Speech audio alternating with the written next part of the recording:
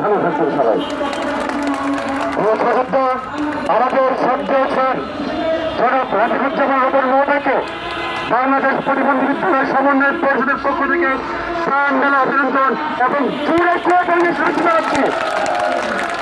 পাশাপাশি বাংলাদেশ সমাজতান্ত্রিক দলকেও আমরা জোরে কোঅপারেশন শুরু এবং অভিনন্দন জানাচ্ছি এবং আমাদের অতীতে অক্ষত না হওয়া পর্যন্ত স্যার আমাদের সাথে থাকবেন, আমাদের পাশে থাকবেন, আমাদের অভিভাবকের ভূমিকা পালন করবেন সেই প্রত্যাশা করছে আলোচনা হয়ে গেছে। আমি এই যে কথা বলতে রাখছি সালাম দিতে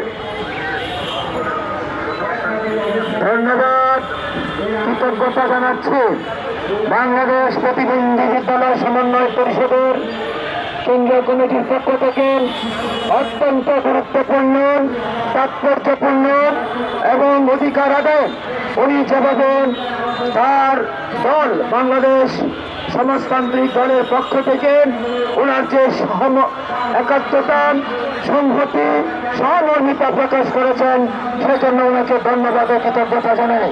বন্ধুরা আমার, জাতীয় নেতৃবৃন্দ প্রতিনিয়ত আমাদের মাঝে এসে আমাদের ন্যায্য দাবির কথা বলছেন, ন্যায্য অধিকার বাস্তবায়ন করার জন্য এই সরকারকে উদাত্ত আহ্বান জানাচ্ছেন এবং এই সরকারকে তাগিদ দিচ্ছেন। কিন্তু সরকার বাহাদুর তার অবস্থানে এখন পর্যন্ত ওনার থেকে আমাদের এই দাবি মেনে নিচ্ছেন না, সেটা লাস্টের জন্য লজ্জা।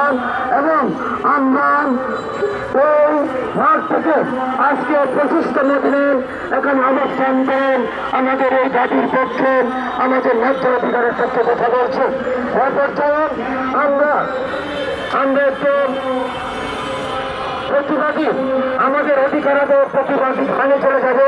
দীর্ঘক্ষণ অনুষ্ঠান চলছিল আমাদের। এ পর্যায়ে প্রতিবাদী গান পরিবেশন করবেন আমাদের